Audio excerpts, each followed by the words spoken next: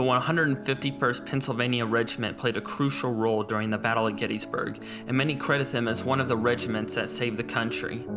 Alone on McPherson's Ridge, they defended their position from heavy fire from multiple Confederate regiments on multiple flanks and only retreated when given the order.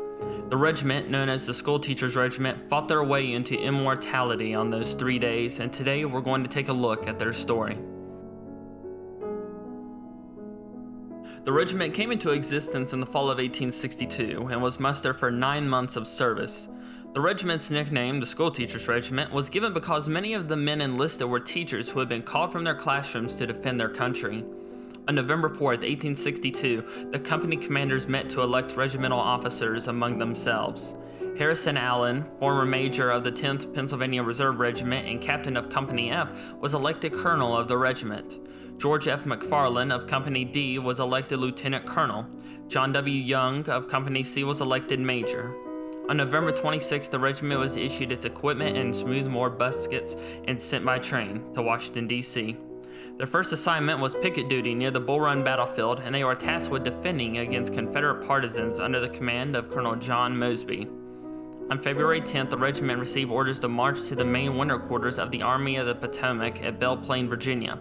There, the regiment was reassigned and brigaded with the 121st Pennsylvania, 142nd Pennsylvania, and 80th New York under the command of Brigadier General Thomas Rowley. Rowley's brigade was the 1st Brigade of Major General Abier Doubleday's 3rd Division of Major General John F. Reynolds' 1st Corps. The regiment was present at the Battle of Chancellorsville, but would see little to no action and would suffer minimal casualties. As Confederate General Robert E. Lee marched north, the Union Army of the Potomac marched to meet them. The 151st would be among the regiments with Reynolds' 1st Corps. On July 1st, the largest battle on American soil would begin. John Buford, who was a brigadier general with the Union Army, his division of cavalry engaged the advancing Confederate division of Major General Henry Heth on the series of low ridges northwest of town. Once Buford realized he was outnumbered, he called for reinforcements. Major Reynolds would answer the call, and he began moving his corps to assist Buford. Shortly before 8 a.m., the 151st Pennsylvania received orders to fall in and begin marching. The 151st and the 3 other regiments of Brigadier General Thomas Rowley's brigade followed local roads and arrived at the scene of the fighting shortly before 11 a.m. As the regiment neared the action, they witnessed Major General Reynolds being carried on a stretcher. He had been shot in the head and died instantly. When the regiment reached the lines, they were ordered to stay on Seminary Ridge, and they started working on defenses to bolster the position on the ridge. At roughly 3 p.m., the regiment, by now the last reserve of the 1st Corps, was ordered forward into a gap that had formed in the main Federal line on McPherson's Ridge. McPherson's Ridge runs parallel to Seminary Ridge and is separated by low hollow, about 300 yards wide. The regiment marched to McPherson's Ridge and formed their line on the ridge just in front of a woodlot named Hurt's Woods. The regiment was immediately struck by a volley from Confederate troops in the trees. Urging his men to fire slowly and aim carefully, Lieutenant Colonel McFarland ordered the regiment to fire at will. The Iron Brigade, one of the first Federal infantry units engaged that morning, was positioned in McPherson's Woods not far to the north of the 151st Pennsylvania right flank. The regiments of the Iron Brigade mistakenly believed the 151st to be a brigade coming to their relief and thus began to withdraw to Seminary Ridge. On the right of the 151st Pennsylvania, the other regiments of Rowley's brigade that had held position for a period of time in the fields west of Gettysburg.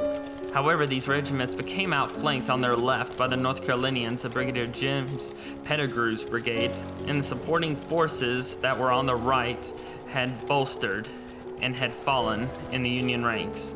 The 151st Pennsylvania was soon entirely alone on McPherson's Ridge. The regiment held their ground even though they were taking fire on multiple fronts.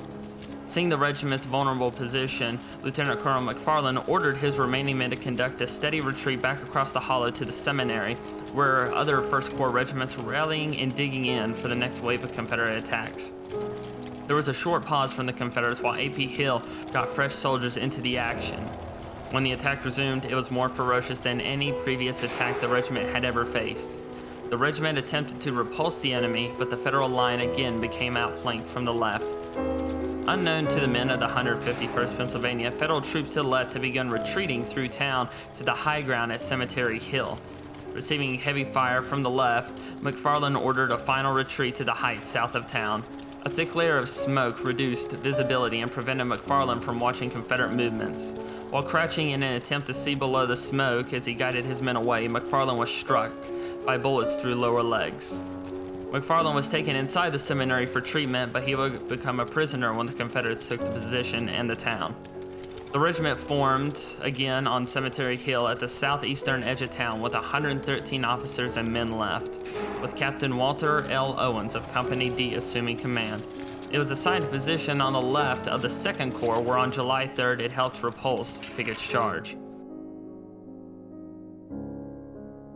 During the battle, the regiment lost 367 out of 478 officers and men killed, wounded, and captured, a casualty rate of nearly 75%. Colonel Allen arrived at the close of the fighting to reassume command of the regiment, which then participated in the pursuit of the Confederate Army. Following the conclusion of the campaign, it was sent to Harrisburg on the 19th and mustered out on the 27th. The regiment was praised by several commanders after the battle for their bravery and stubbornness to retreat, even after suffering massive casualties. The school teachers had prevented a rout of the Union flank and gave the other regiments enough time to bolster defenses and get a quick breather before the 151st joined them. Abner Doubleday credited them with saving the Union 1st Corps at Gettysburg and praised McFarland for leading his troops with honor and bravery.